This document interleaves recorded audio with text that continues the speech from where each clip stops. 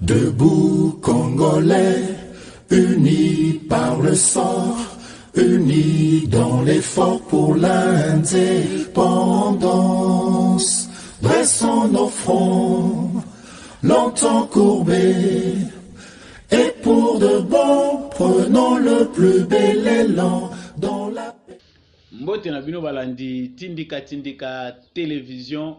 Merci na bino pour la fidélité pe confiance au bopesa na chaîne oyo tindika télévision pour to memela bino basango na lokoto ya lingala to sala na bino analyse pe décryptage ya ba information na kati ya République démocratique du Congo na mongongo ya mwana mboka comme d'habitude Samba Olonga balobi mokili ezali balance toye kola kosala malamu po nyonso tosalaka efutamaka d'une manière ou d'une autre. Justice nzambe rataka nango te soko zo sala mabe okanti mutu azomona yo te yebaki ya nzambe rataka te ezwaka kaka soki bazo libéré bato provisoirement justice a mokili awa erate bango to pe ebateli bango me ya nzambe erataka nango te okofuta pona mabe na yo to malamu na yo oza na kati ya kosala. Je vous souhaite le bienvenu na kati ya émission Oyo Debout Congolais. Ndenge to mesana kokabola na bino basango na saluer déjà en passant mwana mboka Rifin Kisombe na mwana mboka Papi Kelly Oyo bapesaka biso toujours privilège ya représenter bino émission Oyo Debout Congolais boye bakomona ngo na bitando na bino. Je profite aussi pe ko saluer yo muto zolanda ngai de partout bozolanda nga boza na Suisse, boza na Allemagne, na France, na Angleterre, na Belgique, bozali na Pays-Bas, boza na Canada, boza na États-Unis, na Dallas, na Caroline du Nord, na Illinois, bozolanda nga na Cape Town, bozolanda nga na Djobour, na Namibie, na Angola, boza ebele.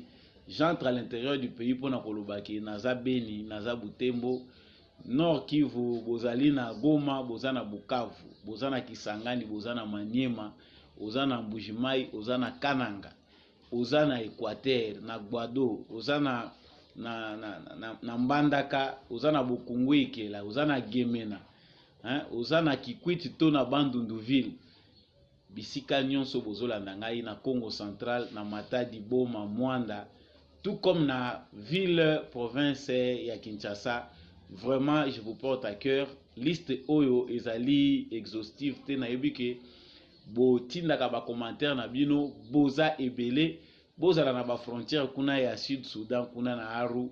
Vraiment toza ensemble na bino na émission Debout Congolais esengi na bana mboka nyonso biso nyonso totelema po ete likambo ya Congo esengeli ngai yo biso nyonso totelema elongo na bolingo pe lisanga nde mboka na biso Congo ekoyeba na kotelema. Sango alelo ezali sango ya cardinal na biso Ambongo, Fridolin Ambongo. Vraiment nous avons connu ba cardinal na mboka na biso. Uta to bandaka na cardinal Malula ti lelo to komi na cardinal Ambongo. Mais lelo vraiment constat o batebele bazali kosala ezali constat moko très amer ya kota la rôle Oyo cardinal azali ko jouer na scène politique na kati ya République démocratique du Congo. Influence na ye politique vraiment ezali ko sepelisa te plus d'un Congolais. Touti komona lisusu awa cardinal Ambongo après beaucoup tani o bakutana kana président de la République Félix Tshisekedi na bato ya Senko asali apparition moko médiatique o ezali lisusu spectaculaire. Na omeli na ye ezaki nango makambo ya ba fidèle na ye mokambi bapate na ye. Mais tomoni kuna polémique oyo eza engendré na ba propos tenus na président de la République. Président de la République alobaki na kati ya contexte moko ezali normal que biso toye pona koyiba mboko te toye kobuka yango kobebi koyiba te po eloko ya koyiba pe zate po mboka ngo esi ekufa nango biso toye kobongisa. Mais cardinal Ambongo na kati ya omeli na ye pa yebisi ba fidèle na ye ke aza indigné ezali grave ke ba propos wana euta epai ya mokonzi ya mboka. Le pays est mort pona kozongela ba propos oyo cardinal Ambongo alobaki. alakisi aggrave yango parce que alobi ke ezali grave yango ezongisi lisusu na actualité pe ezotuna bato ebele mituna bato baza komituna na a-t-il raison ou tort? Pourquoi chaque apparition na ye na cadre ya omeli na ye songolo pakala ezwaka kaka ba connotation politique? Pourquoi toujours ba prédication na ye oyo ezali nango kotala ba fidèle ya lingomba na ye ezwaka kaka ba rebondissement politique? Tout au long ya numéro oyo tokoyebana kolobela yango. Ba félicitation na biso tozali kopesa na mokonzi mboka Félix Tshisekedi oyo auti lisusu kozwa ebonga ya CEAC, communauté ya ba pays ebele en Afrique centrale, etali makambo ya ba économie. Auti kozwa ebonga oyo ezalaki occupé na maboko ya Denis Sassou Nguesso, président ya République serre ya Congo. Président de la République ya yango ezali fierté ya Congo, ezali kolakisa ke Congo ezali ko rebondir na scène internationale. Tokolobela yango pe tout au long ya numéro oyo. Bonus na biso ezali kolobela makambo etali complexe d'infériorité. Wana tokolobela yango pona kosukisa kotalisa que tant toza kobokola bana na biso toyeba déjà ko décoloniser éducation tozali kopesa na bana na biso po bakola te na kati ya complexe d'infériorité. Ce point là bonus ya monte koyeba nango kosukisela basango na biso ya mukolo ya lelo. Merci beaucoup na bino batu bopona mongongo ya samba olonga pona kopesa kabino basango. Vraiment nazo porter bino à cœur bo continuer toujours ko soutenir émission Debout Congolais pour etengai yo payer kuna toyeba na kolongwa na kati ya obscurantisme pour lumière ya solo ekota na kati ya ba sango na mboka na biso République démocratique du Congo. Na utaki koloba na sommaire que sango na biso tata cardinal Fridolin Ambongo oyo azali kokamba l'église catholique nyonso ya Congo, azali autorité spirituelle ya église catholique ya Congo. Autaki kosala lisusu apparition publique na ye, mais cette fois là ezalaki pona kosala déclaration makambo mboka te, mais azalaki kati ya mateya. Mais batu bazali kosala constat que mateya ya cardinal Ambongo eza mateya moko ekoma nango kaka politique. Ata bandaki makambo mabala pona kosukisa esuka kaka na politique. Touti koyeba biso nyonso soki tozongi na mwa rétrospection awa conflit oyo e opposaki église catholique, église protestante na gouvernement ya République démocratique du Congo et puis président de la République yemoko en particulier. Basango bazalaki parmi batu oyo ba accusaki président de la République que alingi aize na manigance pona kozwa mise na seni. Toloba mingi soki tozo koloba makambo église catholique, toloba cardinal Ambongo, tozoloba Benchole, tozoloba Utembi. Pourquoi? Parce que kazaka oyo bango balata concrètement sur base de toutes les preuves oyo biso to monaka na télévision na bilili mikolo nyonso ezali kotalisa biso que bango bakoma plus ko s'occuper na makambo etali politique que musala na bango ya église au milieu du village, que musala na bango ya kobatela bapate pona kosunga spiritualité na bango. Mais atomoni que c'est à peine touti ko bima na kati ya conflit moko munene. Conflit o touti ko bima awa e bandai ko opposer église catholique na gouvernement ya Congo. Église catholique a pesi biso tenter to s'en sortir awa na makambo etali élection. Tolobi yango mingi awa conflit wana na ba émission to bandai ko sala batu mususu ba bengi biso pona koloba wana baza banganga nzambe bosimba bango te, église catholique ezali église de ça ko sangisa batu ebele. Vraiment to sala ki be émission mususu na danger pe ba vie na biso pona kolobela makambo yango pour influence ya église catholique na kati ya ba élection na Congo e bandi lelo te bandande kala. Mais koya ya président de la République Félix Tshisekedi toyebi ke e bouleverser ba intérêt ebele, ba intérêt ya ba autorité catholique to ba responsable catholique oyo bango pe ba créer business na bango autour ya absence ya autorité de l'État na kati ya République démocratique du Congo ici eyebana nango. Eza lisusu likambo ko tuna mutu te toyebi que business ya basango outre ba école conventionnée na ba église oyo ekoma lokola ba bien privé na bango pour ceux qui le lot okoti na fond pour na kota la gestion ya église catholique na ba bien nyonso catholique tokomona convention kuna te trouver que tout est déjà privatisé. Chaque cardinal azakoya azoya na ba invention na ye pour trouver badusu oapi yepe sike esengeli yepe anginga azolaka pe mbongo na ye akuti concession eza na histoire mususu yepa bakisi ba école na ye na kati yepe bakomi kozwela kofuta ye mbongo sur base ya ba école oyo atongi na concession oyo eza na histoire mususu pe ezali na kombo ya mutu mususu. Mais awa avant d'abord tu as rebondir na église tozolobela na oyo eza kosala actualité. Président de la République asali discours oyo mokonzi ya mboka asali elekaki na radio télévision nationale congolaise na télévision surtout. Makambo président de la République alobaki makambo président de la République alobi yango mutu nyonso azoyoka na matoi na ye. Parce que ici d'abord le conseil que nous devons donner à tous les Congolais, c'est-à-dire que to banda kolata biso moko en attendant une bonne politique de la part du gouvernement na biso. Basa la biso politique à malamu ya information pour to moni que mitu ya ba Congolais beleza ko beba pona information ya mabe. Mingi tozali na culture ya rumeur que culture ya information. Président lobby na mato ya mutu nyonso. Abandi d'abord ko se justifier parce que ezalaki na kati ya discours na yete ba propos ya yaki koloba. Mais lokola batuna ki mutuna. Le président est venu pour répondre koloba que biso toye pona ko bongisa. A détailler oyo esengelaki asala lobi biso toye pona ko yiba te po d'ailleurs eloko pe ya ko yiba eza lisusu te. Mboka ngo po ese kufa nango eloko ko yiba eza lisusu te mais biso toyende pona ko bongisa. Il s'expliquait abandai ko expliquer na ba interlocuteur na ye o bandai ko comprendre te. Il cherchait à se faire comprendre que a trouver situation na ba condition moko ezaki yango te o Congolais nyonso ayebi.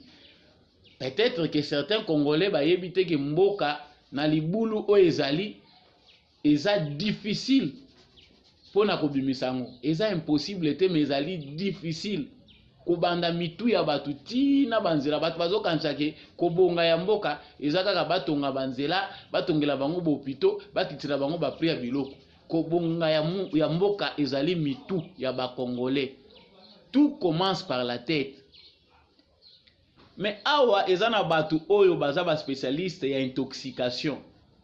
Ba spécialiste ya manipulation, ya cadrage na désinformation. Ça dit bato oyo bazwaka information ba tripoter yango ba baloli yango ba pesi yango forme na bango ya mabe, soit pour nuire, soit pour mentir.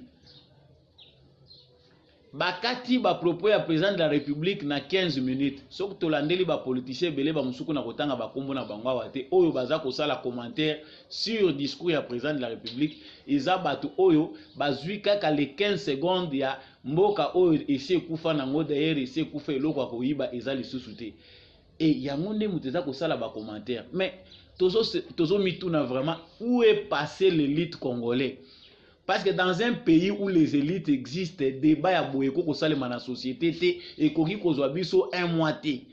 Donc quand on dit que l'élite congolaise est malade ou soit inexistant, bah il faut pas tolérer biso na makambo tozoloba. Et ça passe.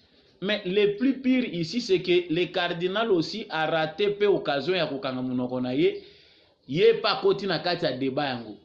Mais en tant que mokambi bapate, ce qui a côté na débat où il devait établir la vérité, aider ba brebi na ye, ba zonga na nzela, ba comprendre réellement sens ya message à président de la République. Si le président de la République avait réellement tort ou s'il avait raison, c'était à lui ya kolakisa batu nzela.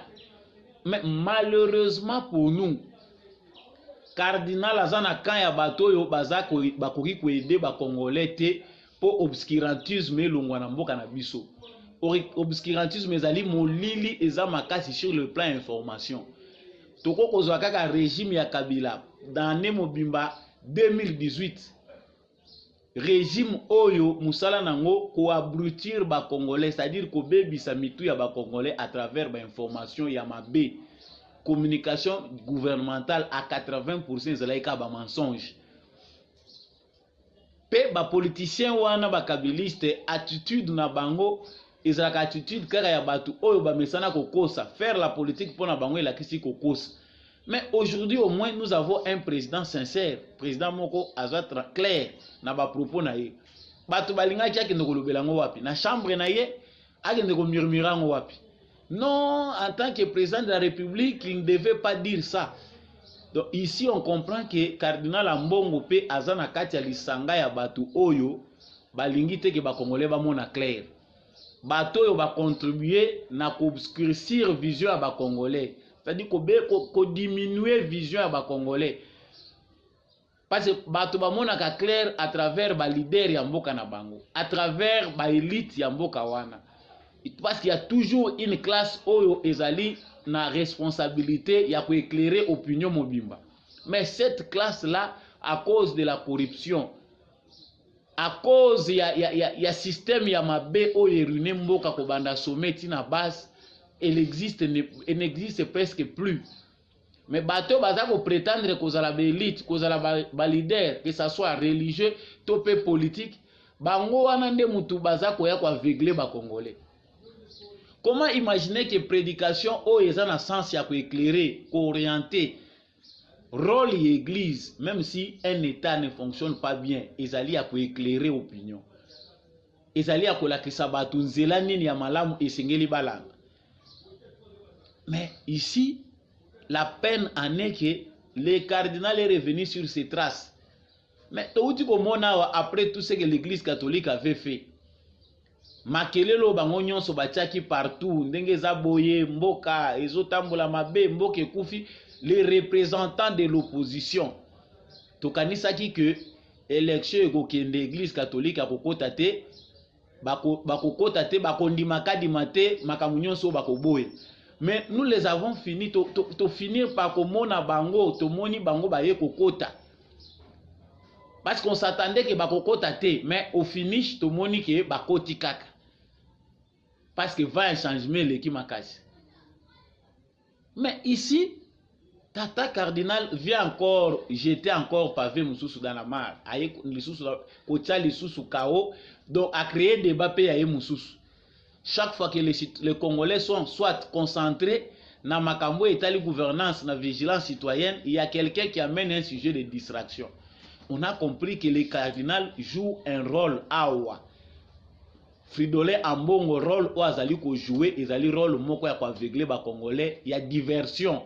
C'est-à-dire plan ya mabe eza quelque part, mais Ambongo pour maintenant désorienter l'opinion akoya na sujet moko a lancer pour bino bolanda sujet wana ba ennemi ya nation basa la coup oyo bango bazana kati ko planifier. Et il faut savoir à chaque fois Fridolin Ambongo abimaka pona koya koloba ezalaka na ba moment nini bentention ezalaka nini. Donc l'opposition congolaise na minute est comme incarnée par l'église catholique. C'est ici parce que biso tozo sala analyse batumsu bazoka biso mabe, nous n'avons rien à voir avec l'église catholique, mais tozo sala analyse eza clair parce que l'église catholique est ensemble ya ba fidèles wana nyonso, eza communauté, ezali ba individuité. Hein? Bande kona biso ba catholique, vous pouvez toujours vraiment nous pardonner parce que tozo lobela makambo eza politique, mais au église catholique à koti na kati. Et vous devez aussi être vigilant pour ne pas être aliéné par des individus ou déjà pris au piège par un système. Tozo mona wa l'église catholique a pena ba problème ou aye minene ou kutu ko leka au sein de l'église te. Moyibi o baza ko loba ya mboka oyo cardinal azako la kisabiso ke yaza na bolingo ya mboka izana kati église catholique. Toutes les concessions ya l'église catholique eza spoliées na ba initiative privée. Si ce ne sont pas des magasins où on va construire à la place des bâtiments scolaires, ce sont des maisons yabatu. Ce sont des universités privées où ce sont des écoles privées au sein des concessions catholiques. À offrir de l'eau mbongo outi kozo problème na bande kona biso ya paroisse Saint-Dominique où ezali na limité na ville ya Kinshasa. accueilli pour na kokende kotelemela kokende kosala contrôle. Il a déjà suspendu gestionnaire kuna no pona ba détournement ya bambongo. Mais gestionnaire wana akangi ba porte ba bureau na ye akina ba fongo la voyager. Le cardinal a ye kokuta porte ya kokanga ba vidéo wana eza ko circuler. Pe porte le ko les ya kokanga azo bouger ngo ye moko na maboko na ye. On ne sait pas les intentions qui l'ont poussé à filmer ye moko scène wana ba tout monde entier zotala un cardinal. On se demande même toujours tout na nzambe nini to sali pour retomber si bas. Médiocrité mosengo bandaye ko ganga awa médiocrité eza na kati église catholique. Qu'est-ce qu'on a fait pour avoir un tel cardinal? Est-ce que na bamboka nyonso ba cardinal bajisaka na force na modèle oyo? L'église catholique a ces problèmes qui devaient être au centre des préoccupations ya cardinal Ambongo. Parce que mes gestions eza décrié na mboka ke bato bazo yiba mingi eza na kati église catholique tina misisa. Des individus ont privatisé les biens de l'église. On ne peut plus clair ici que le makambo ba diocèse ebele. L'archevêque ya ville à Kinshasa o ezali moko Fridolin Ambongo. Est-ce qu'il contrôle ba diocèse nyonso? A commis déjà un problème. Gestion na ye bato baza ko sepela nango te. Papa aza kozwa ba rapport ezali ko wuta na ba sens ebele. En tant que cardinal, il a les problèmes na bato baza ko gérer ba évêque ya ebele na kati ya Congo awa. Des temps de division au sein de l'église catholique. Maintenant par rapport à l'ordre des priorités, est-ce que priorité à cardinal et kozala église d'abord, to e kozala kazaka ya politicien? Et même si Ozana temps ya kozwa opinion par rapport à ce qui se passe au pays, c'est pour éclairer ou bien c'est pour aveugler. C'est ici biso tozwa déjà temps ya comprendre biso ba congolais batou à qui donc les gens avec qui nous avons affaire. Tout ça devant batou moko balingi changement na mboka te balingi ko garder biso en otage par rapport ya système o ebandai ko avantager bango. Toyebi biso nyonso que cardinal Ambongo et tous les groupes de gestionnaires catholiques ont été favorisés par Kabila d'une certaine manière. Ba avantage wana tezaki ko lubela na télévision te me bayebi ndenge babandai ko lela. Le changement que veut imposer Félix Tshisekedi, qu'impose Félix Tshisekedi na kati ya mboka, ezali ko ruiner ba avantage ya bato ebele y compris ba gestionnaire ya l'église catholique na ba responsable na bango. Il voit à mal mon pépé à changement, bah il dit que ce qui mboka échangé parce que biso tozo comprendre était la crise pourquoi elle devient ezo comme makal parce qu'à tous les niveaux dans les églises comme dans les universités hein, c'est toujours les aventures. Oh toza ko loba wa tozo loba ngote tozo épargner l'église même dans les églises de réveil partout bato baza ko zaba bien la communauté baza ko privatiser ngo ekomi ya bango. Comment une église qui est une communauté et comme bien privé à mutu mbongo nyonso ekotaka kuna badimba offrande ezo koma ya mutu azo tabana na ye na poto azo liesa bango malamu azo tangisa bango ba classe na ba condition à bien pendant qu'une chaîne d'individus au bazali ko prétendre être en communauté bazo koma de plus en plus pauvres. Il y a un phénomène qui fait que nos églises se modernisent. L'église na Congo pendant que le Congo la misère est en nous palpable. Mais les églises se modernisent, l'église est kaka chic. Un pauvre entre dans une église bien climatisée, église ya kita kitoko, muta ko s'occuper na ya zate pour l'aider même avec un fils que peu, ou ya ko débuter nango même quelque chose pour survivre. Mais le pasteur est millionnaire, le pasteur a des jeeps. Yango pe tozomona même na basango, ils ont créé aussi des moyens pour survivre. Lokola ba contribution banay ko ya ba grand donateur.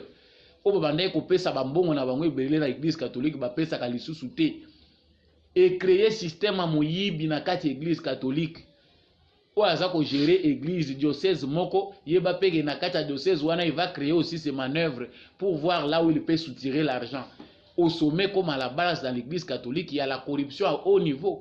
Si le cardinal a les soucis du pays a ko banda na église parce que l'église wana eza moteur. Même makambo salubrité ou baza koloba makambo corruption si nos pasteurs soki basango na biso ba be na biso hein ba imam na biso pour les musulmans bazui responsabilité na bango en tant que bakambi ya bamangomba pour aider les Congolais à changer les mentalités. Mais esprit mabe otoza kolela awa ko bengana mulimo mabe, mais pona nini mulimo mabe amoyibi l'église ba chasaka ngote. Tozo bengana ka ba mari de nuit, tozo bengana kaka ono ba latse loko mabe po kende po tote po balate, mais oyo mulimo mabe amoyibi oyo ezali ko traîner mboka na biso na freinage. Bako bengana ngone église te.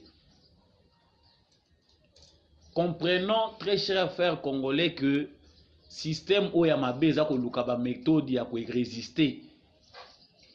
Ba adepte ya système ya mabe oyo ruiner mboka, baza lokola ba fridolé en bongo et d'autres politiciens qui sont dans les coups.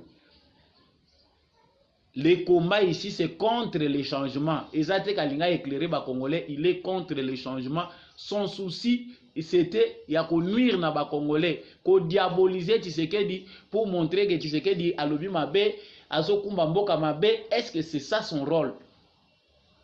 Totikali ko mona mateya o te bazali ko lobela propriété bazolobela ngo même na Bible. Bato bako vanda na bosoto te. Mais est-ce to moni ba combien ya ba église catholique, combien des églises ya réveil, combien ba mosquée bazali côté ya bato sur la propriété, sur la lutte contre l'insalubrité. C'est de là que la conscience devait commencer. Si toutes nos églises ici bazako prêcher na congolais que tika bosoto ezali représentation ya molimo mabe, nakanisi que congolais nyonso ko changer parce qu'ils sont tout le temps à l'église. Mais malheureusement personne ne le fait. Ceux qui prétendent être des bergers, ce sont encore des envahisseurs. Bango wana nde mutu bazako coloniser biso en dehors ya mundele oyo azako coloniser biso na système néocolonialiste. Nous sommes maintenant des prisonniers à bas pasteurs na bas prêtres qui nous gardent dans l'église, tous à la ressource assujettis, esclaves doublement, même par nos propres frères. Si nos consciences fonctionnent, tokanti que na nombre d'églises bazali baleki na mapo bazokabola na tongo nebele, mapo bakabola na tongo na Congo eza muke ba église eleke bele. Non, nous devons prendre quand même conscience. Ya ndenge mboka eza kotambolela. Je suis revenu sur ces propos parce que bandeko ebele toza comprendre te lorsque toza ko saisir ba débat ya modèle oyo toza ko avantager bato tozo kota na diversion alors que l'essentiel devait être fait par nous. Sortez de ces églises là. Je ne cite pas une église mais bo bima na ba église o bomoni ke baza ko aliéner bino. Oyo zo mona muto azali boso azote ya bino aza ko continuer kozala béni, ce que lui appelle bénédiction matérielle, tout ça, il est bien. Mais la majorité des gens dans cette église-là sont de plus en plus pauvres. S'il y a un pasteur riche dans une église de pauvres, ce pasteur-là doit être honté. Il doit revoir ma revenir pour distribuer avec tous les pauvres de l'église. Parce que ce n'est pas une situation normale. Mais au Congo, ils sont fiers de l'être. Reprenons nos propres consciences pour comprendre que l'église est allée enrichir Batu. Nous allons à l'église parce que nous croyons en Dieu, na forme union sur la conviction tozanango. Naote koloba que le président de la République azui ebonga ya CEAC, ndenge bazali ko bengango. Et zali communauté moko économique ya ba pays na Afrique centrale awa. Le président de la République vient d'être élu pour un mandat d'une année. Azui basali échange de drapeau entre Sassou Nguesso Naye. Ce qui montre le retour de la République démocratique du Congo na scène internationale et puis scène régionale. Tozala qui très fier ya komona qui président de la République a joué bonga ya Union africaine et il a apporté sa part de contribution, sa vision des choses. Et ça lui couper sa Congo crédibilité ya makambo ebele et ba ko kende liboso et ba ko avantage couper sa biso avantage sur le plan diplomatique. Aujourd'hui s'il y a des décisions importantes au balingi bazo en Afrique, ba ko zwango pe à travers le Congo. Et avec le Congo, parce que nous sommes un grand pays à vocation de puissance. Nalobakango mingi awake, président Félix Tshisekedi, c'est une bénédiction pour nous. Parce que diplomatie yazo sala oyo eza ko matisa Congo na ran ya likolo. Mais za na bato baza na vision mukuse o bazo mona kaka biloko ezangi bango lelo. o bako se soucier te pour l'avenir ya lobby mutu bazomona que le président azane ko baluka il fait des voyages par-ci par-là il loko moko azo saleza te basi babosana ki biso comme état. Joseph Kabila était président de la République. Tout ce qu'il y a place au bapesier parole te na ba conférence ya minene na ba région minene. Mais aujourd'hui nous avons l'avantage d'avoir un fils du pays. Oyo Azali quand même na vision, il est porteur d'une vision, un représentant valable de la République démocratique du Congo. Tolongwe na Union africaine, Sadek et Zali, ça dit ce sont des communautés qui ont sa vision. On comprend ici qu'au Congo aussi maintenant, ça décolle. Mais les gens là, ça ne nous préoccupe pas. Et là, ils ont préoccupé, ils ont intérêt à court terme. Même vision à venir, ils ont voyage à Félix Tshisekedi, ils ont passe, ils ont là, ils ont pour ils ont nuire na Congo. Non, ils ont dépensé mbongo et belé. Mais mbongo, pendant 18 ans, est-ce que vous pouvez comptabiliser encore? Ce qui est pire encore, on est en train de mentir aux gens, parce que l'information, il y a pillage et salamine à 3 ans, collègues à 18 ans. Ça, c'est au bête qu'on peut. Vous allez excuser les termes. Mais na bazo bande bako ko sa communication ndenge wana. Mais Congolais oyo azo comprendre makambo ndenge za kotambola. Ayebi c'est que nous avons gagné en 3 ans. Et ayebi que mboka ezali na bonne direction. Ce dont nous avons besoin, ils allaient babiloko moko, ils allaient nango temporaire. Mais makambo eko sa l'efficacité en mboka na biso, yango nde bapa o Félix Tshisekedi azoya aza ko marquer. Pétant to koma na biloko biso toza ko senga le ventre parce que nombreux se limitent à leur ventre. Je ne veux pas prendre beaucoup de temps na makambo etali point oyo parce que point asuka ona lingina boutir nango les ali mutuya makasi. Les complexes d'infériorité, ils allaient moko ya ba complexe, ils allaient nuire mingi ba populations africaines. Pourquoi? Parce que na kobota manabiso na ba génération ebele o totamboli, toza kobota mana complexe. Ça dit mundela leki mutu mwindu. Mutu mwindu akoko sala eloko moko te. Jusqu'à tel point que bana na biso bazo bota mana complexe wana bazo kola na éducation ya complexe d'infériorité. Jusqu'à tel point qu'on minimise même sans sa créativité na bango. Tous allez pour étouffer bas savants ou baso bota manabamboka na biso parce que nous sommes condamnés à être inférieurs de par l'éducation au biso tous allez kozwa. Ce que ça ko boko la moi na yo ko boko la ina complexe d'infériorité, il faut laisser les enfants s'épanouir. Les complexes d'infériorité on a ko lobela awa ezali ko ta la colonisation au biso tozwaki, c'est qu'ils nous ont colonisés parce qu'ils étaient puissants. Histoire les autres sa biso ki ba puissance ezaka ebele na mokili. Kolongwa na Égypte ancienne ndenge ezotambola ba puissance ezali kotambola de manière circulaire ezokende nango. Faiblesse na biso lelo ko perdre puissance o biso to perda et ko sa na biso te ba individu faible na monde. Il y a un temps pour être au sommet, il y a un temps aussi pour descendre. À chacun son tour. Mais biso to moni que to se perdre mingi na histoire parce que nous avons été colonisés, on nous a bannis de l'histoire, on nous a effacés de l'histoire. Iza makambo ko constituer be émission mususu to banda ko sala pour na kola musa conscience africaine, kola musa conscience noire. Batu ba comprendre qu'il faut donner l'éducation est une arme. Hein? L'éducation est une arme, il faut qu'on passe à moins d'éducation à malamu pour y se défendre. Les pays grands comme le Congo, ceux qui bazo maîtriser l'histoire en bokate. Ceux qui ont besoin d'éducation à malamouté, baza défaillant, baza vulnérable, face à des menaces, au mboka ils ont continué à subir. Voilà, je m'arrête là pour Nalelo. Nabino Batubolandi, na kanti qui est émission et belé, y a ba réveil, y a ba conscience africaine, na conscience congolaise. Toko banda ko sala ngo pona ko la musa biso nyonso ba congolais, to yeba ko se réveiller, to yeba ko prendre conscience que mboka ba défendre kango, mboka ezali sacré. Restons tous congolais, restons debout. Debout congolais, toyeba ke mboka na biso ezali mboka na biso, la patrie est sacrée. Et soyons tous fardés na kati ya mitema na biso po mboka na biso eyeba kokende liboso pe to faire face na bantu oyo ya mitema mabe balingi ko diviser biso. Je remercie l'équipe technique oyo accompagnaki ngai ya ndeko Shakuna ndeko Mike. Na remercier pe bino nyonso oyo bolandi ngai, soki bozana ba commentaire bo hésiter te ko komela biso, ko benga biso na numéro bozana ngo pe soutenir émission Debout Congolais. Je vous dis au revoir et puis tout le monde prochainement.